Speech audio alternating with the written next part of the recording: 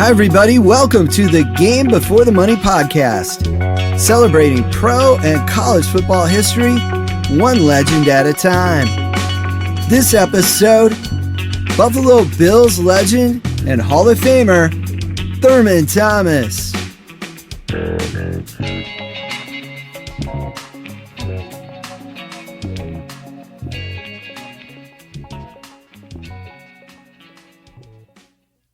Hi, everybody. Welcome to the Game Before the Money podcast.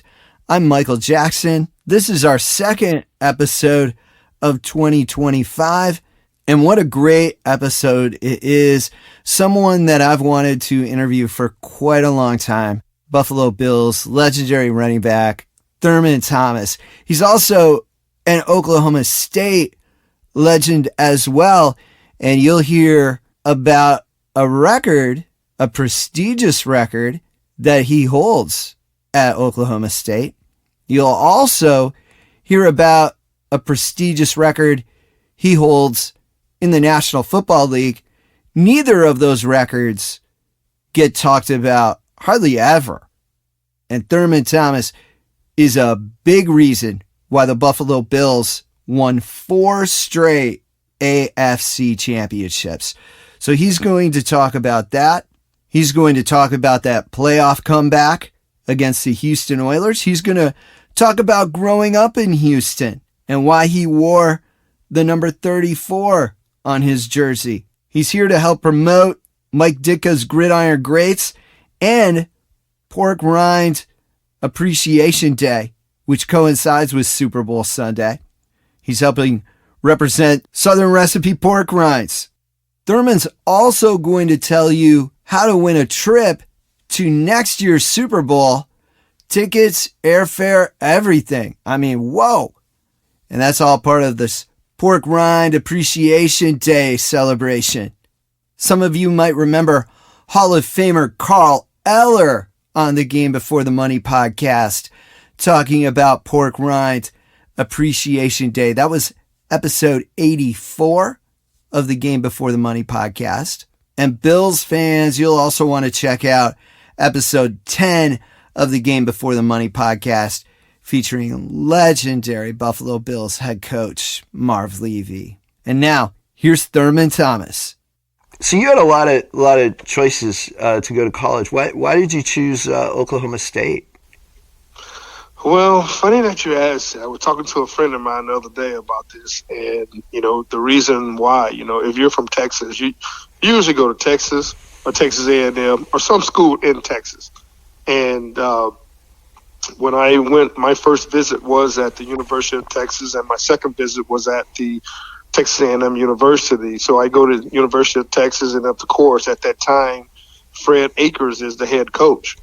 And so I go through all my visitation and meet with Coach Akers after the visiting is over with. And he says to me, Thurman, we love everything that you have done as running back, but we want you to play defensive back here at the University of Texas.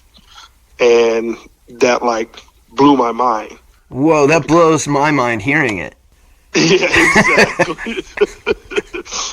And this was because I was all state at running back and defensive back. And I actually did a press conference before I started my recruiting trip that I didn't want to play defensive back and I wanted to play running back. And so Fred Akers told me that, walked out of there with my parents really disappointed. And so I scratched Texas right off. And so I went to my next visit to Texas A&M. And at that point, Jackie Sherrill was the head coach. And I got to meet Hugh Green and Tony Dorsett at that recruiting visit. And I don't know, I just didn't really get a good vibe about Texas A&M at that time. I just wasn't a great feeling. And so after I left there, my next visit was at Oklahoma State University. And at that point, Jimmy Johnson was the head coach. And Jimmy was like, well, I heard you didn't really like your visit at Texas A&M, and Texas wanted you to play defensive back. And Jimmy was like, look, you can have number 34 because Ernest Anderson he's a senior. He won't be here anymore. and you're going to be number 6 on the depth chart. And I was like, I'm coming, coach. I'm coming to Oklahoma State University. And so I did my last 2 visits and told him not to tell anybody, and that's how I committed. Oh, wow. And, of course, you famously were teammates. You and Barry Sanders were teammates at Oklahoma State. What's not so famously known is that you are Oklahoma State's all-time rushing leader. Yeah, that's hilarious. What stands out to you about your time at Oklahoma State? Well, you know what? It was, we, I think what stood out to me more than anything is that the people were great there.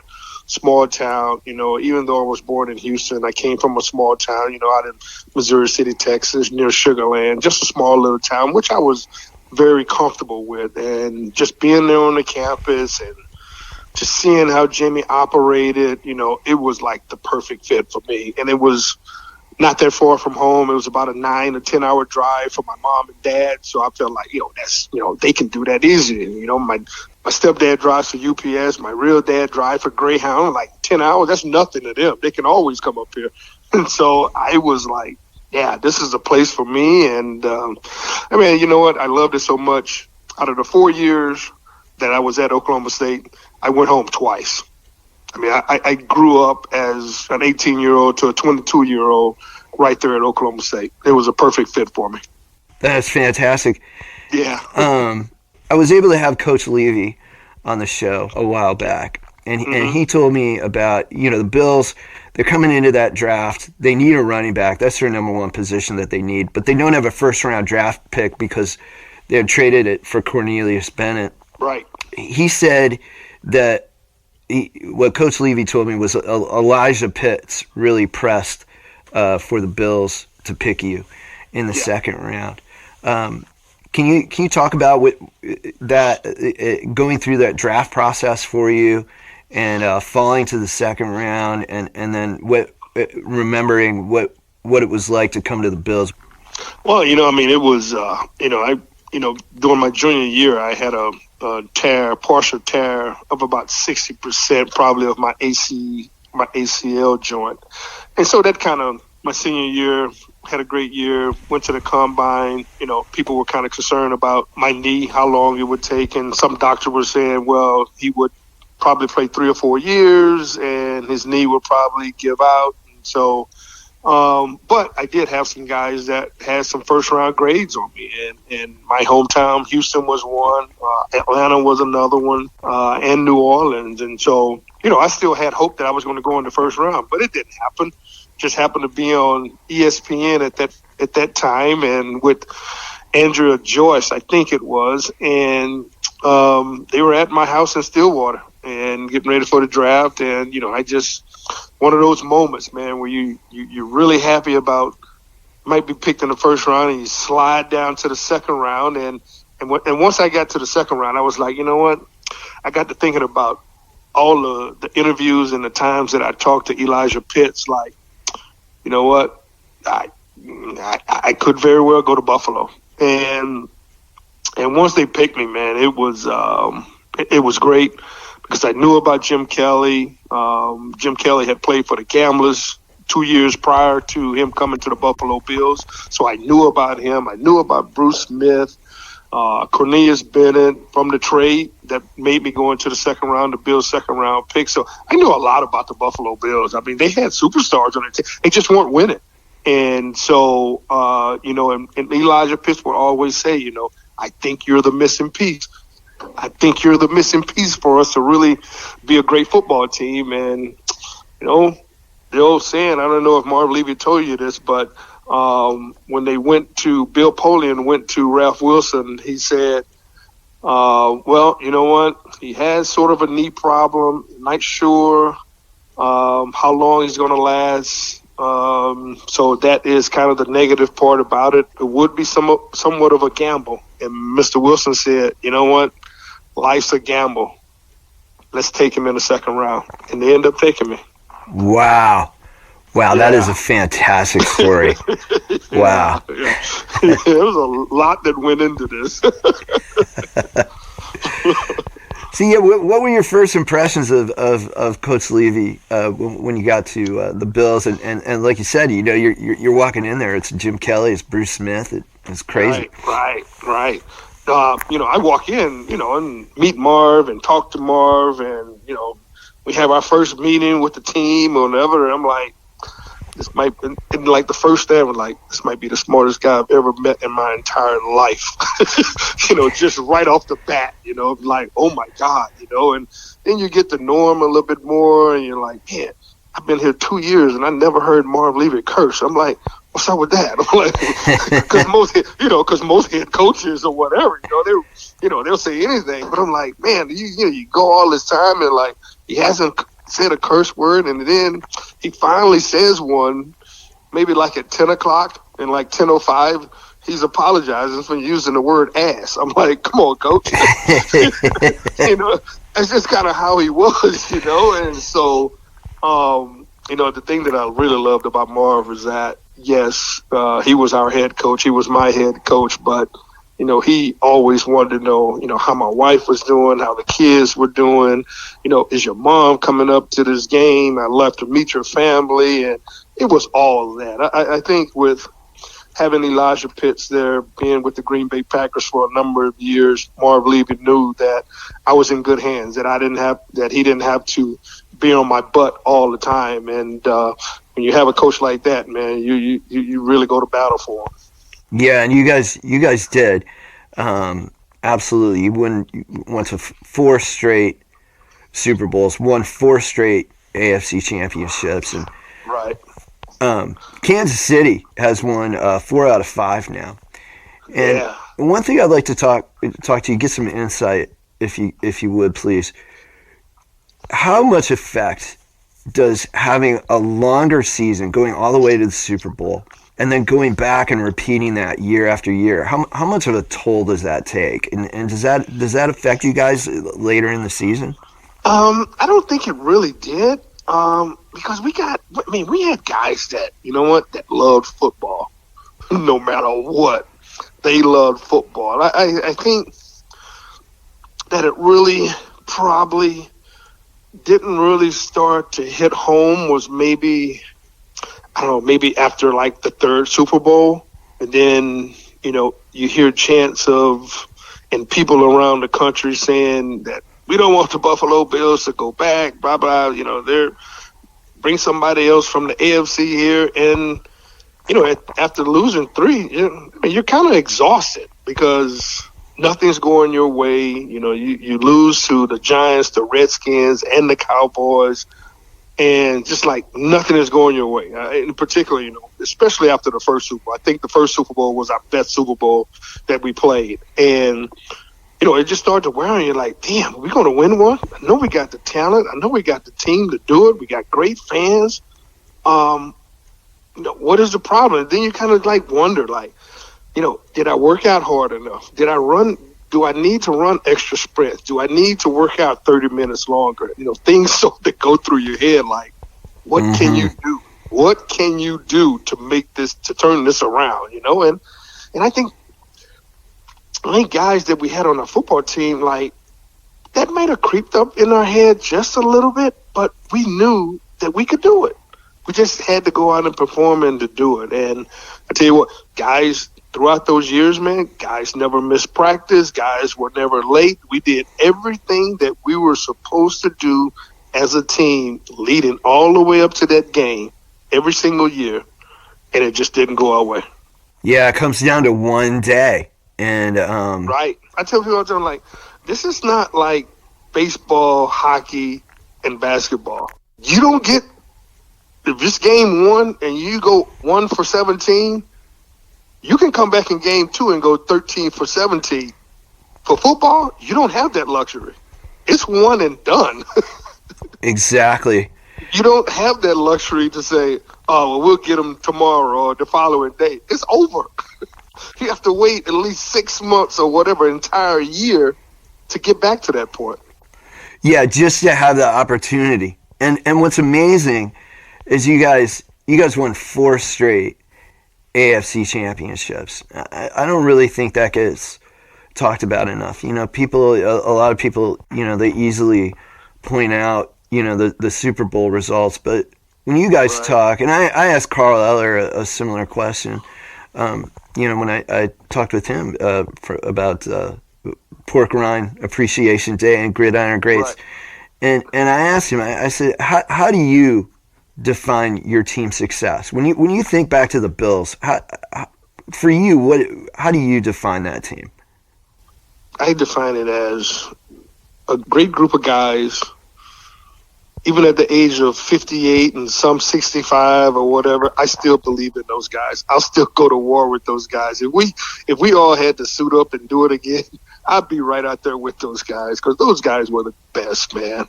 And yeah, we didn't win, but I tell you what, we were a team that, you know, we never gave up, as, you know, being behind 35-3, coming back and beating the Oilers in the greatest comeback ever. So many great memories for those guys and for those years, man. Hey, yeah, you can call us what you want to, but I guarantee you, if you call us some losers, man, guys are going to be pissed off about it, because I think what we did, what we accomplished, man, was something special. Sure, we did not win a Super Bowl, but getting there and winning 4 AFC championship games and, you know, having the Buffalo Bills be put on the map, man, I go to war with those guys every single day. Exactly. I totally 100% agree, you know. Yeah, I mean, there's unprecedented, and still not matched. 4 straight conference championships. Yeah, it's still not matched. So it's, yeah, I mean, it's the one lonely memory that we have to hold on to, you know, that people keep talking about. I tell people all the time, like when I go and talk and do some speaking engagements, you know, I ask the crowd all the time, does anybody in here do not know about the history of the Buffalo Bills? and everybody be like, nah, we pretty much know it all. It's like, yes, they know. Everybody knows the history and the heartbreak that we have been through. I mean, people can go on circuit tours and tell our story that never even played, because everybody knows it. Yeah, that's a fantastic point, Thurman. I mean, seriously, everybody knows about it. So, and you alluded to that comeback against the team, your hometown, Houston Oilers. Yeah.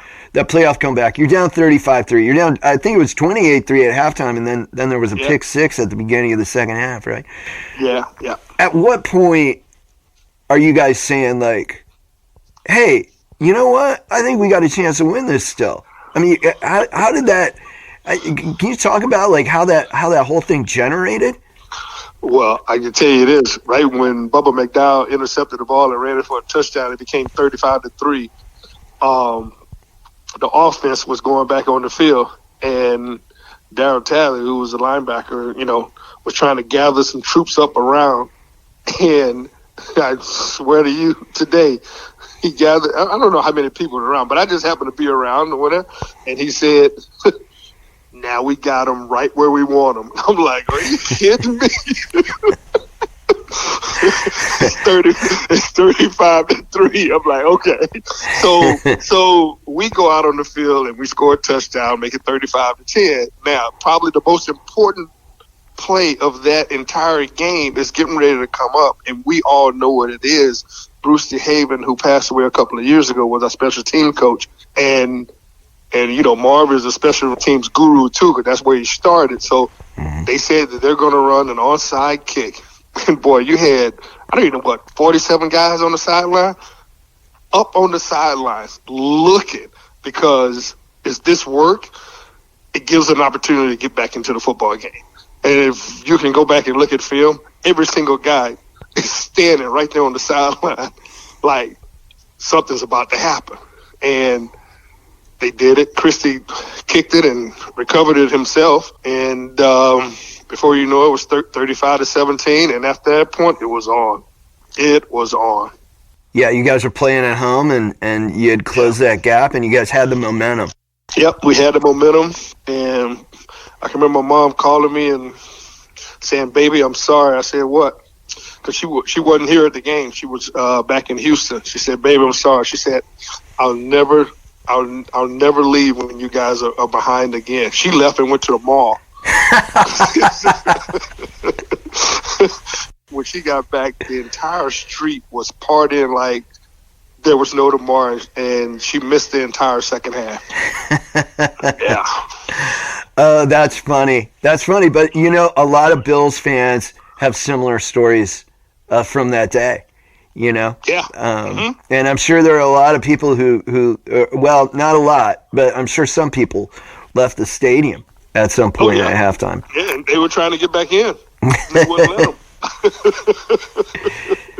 Now, another thing that happened in a playoff game that was important, I think it might have been the first time you guys made the playoffs against Cleveland, and you guys found yourselves behind. You almost had another great comeback that time, but you fell a little bit short that time. But that's really where the no-huddle offense started. When I talked to Coach Levy, he said they got the idea to run the no-huddle offense full-time during that playoff game. What do you remember about that, and what do you remember about the introduction of the no-huddle offense?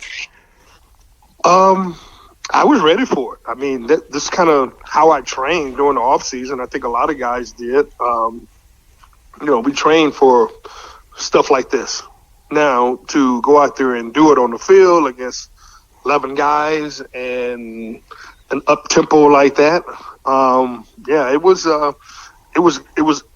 it was good and it was bad, because sometimes if a team would, be out there with our defense out there and have like an 8, 9, 10 play drive, we'd go out there, run a fast pace, and sometimes we would go 1, 2, 3 and punt and have our defense back out on the football field. So after a while, man, Rusty Jones, our strength and conditioning coach, man, he trained us for this. I mean, we used to run a no huddle in practice, and that's how efficient and in shape that we wanted to be, because this is what we were doing. This is what we were going to do. This wasn't like running a 2-minute warning. The 2-minute warning was our offense.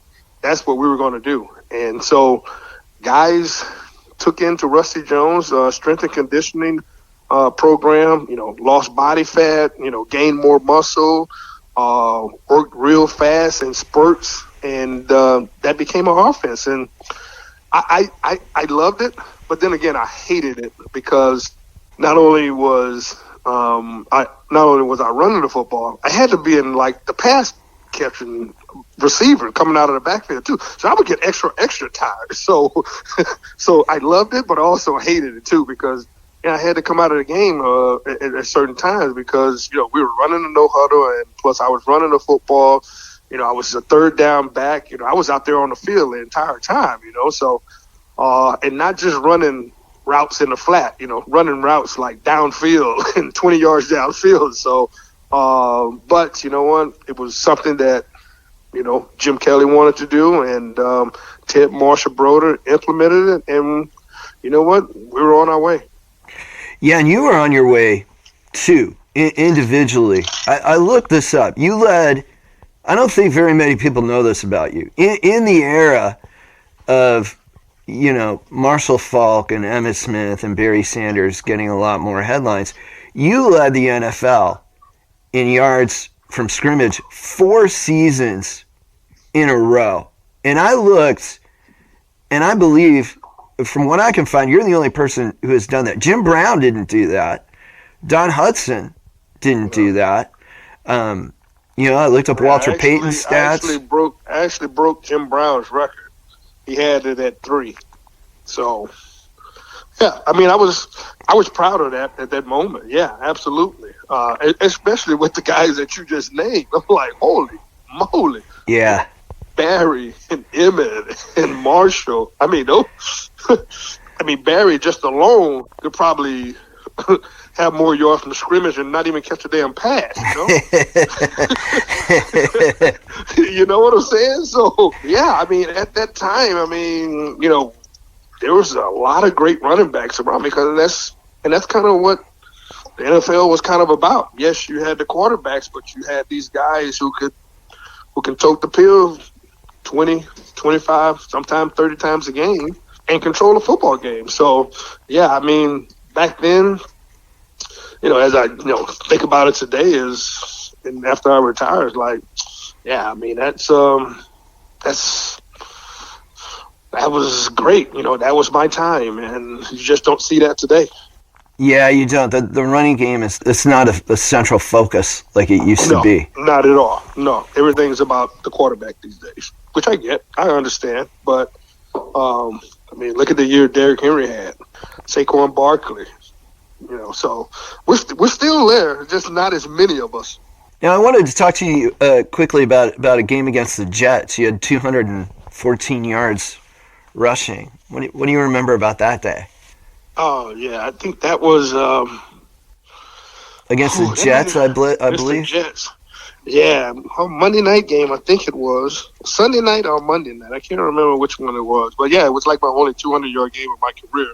And we were coming off I think we were coming off a loss, too. And, you get there, it's at nighttime. It's in New York, New Jersey, I would say. But, yeah, end up with 214 yards, like on, I think, about 18 carries. And, the guys on the line, on my offensive side of the ball were like, hey, let's go for the record. Let's go for the record. I was like, nah, I'm good, dog. We're beating the pants off the Jets. I don't need to be out there doing anything.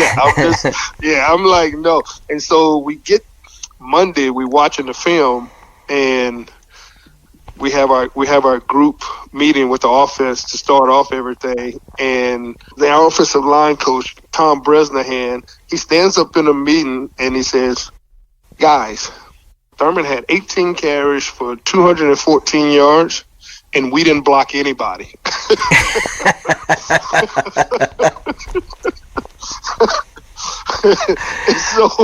and so we get to watching the film, and the offensive linemen are like, damn, we really didn't block anybody. It was a weird 214-yard rushing game where the offensive line was like, they missed a lot of blocks. it was so strange, So having that, and but you know what? Those were the coaches. Those were the type of players that we had. Those are the things that I loved about that football team. Just bringing up stuff like that. We didn't block anybody, and he gained 214 yards. He probably should have gained 300 yards if y'all would have blocked somebody. So I mean, it's people like that that really make that organization that that so many people fell in love with. Well, and a lot of people have fell in love with pork rinds, yeah. and you're here on behalf of Southern Recipe pork rinds, like to and Gridiron Greats. Can you talk a little bit about Pork Rind Appreciation Day and Southern Recipe and the excellent work that Mike Ditka's Gridiron Greats does? Oh man, they have done an excellent job with this over the past, 15, 16 years, so, and I'm happy to be a part of it. Celebrating Pork Rind Appreciation Day, February 9th, 2025. So they've been great. It helps out a lot of guys who might not be doing well. You're helping them out with their medical bills, some financial, transportation, utilities, medication, all the things that, that people need, and Mike Ditka and everybody that's been a sponsor, they've done an outstanding job of doing this and helping people.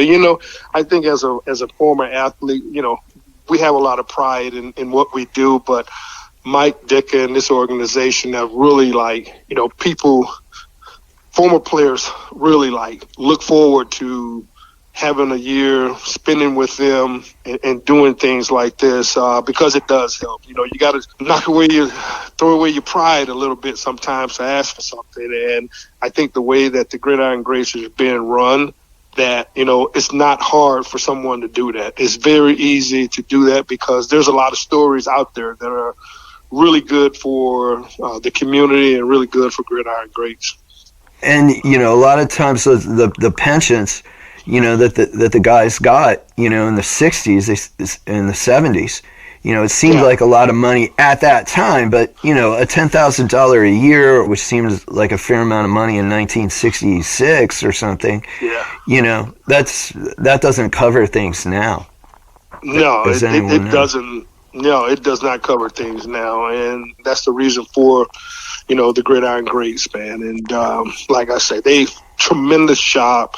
I know Coach Dicker's not really – he's involved, but he's not there as much because, he's 85 years old, and so they've replaced him with Brian Urlacher, and Brian has done an outstanding job, leading him and Ron Jaworski, man. They've done a great job of really – promoting this, and it is a big deal. I mean, when you go to the Super Bowl and you go to Ron Jaworski's cigar party, it is a big deal. And I try to attend it every single year, but the Gridiron Greats, man, it's unbelievable. And, even after I stop supporting them this year, I will continue to be a part of that program.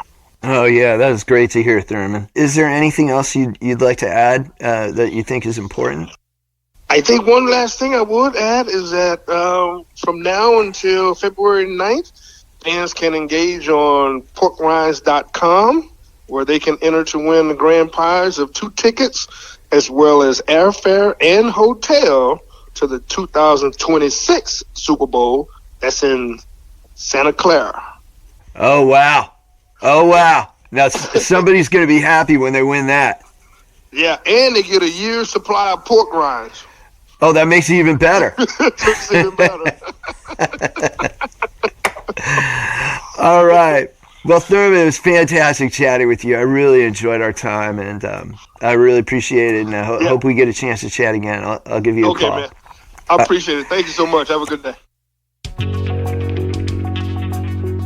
Thank you for listening to this episode of the Game Before the Money podcast.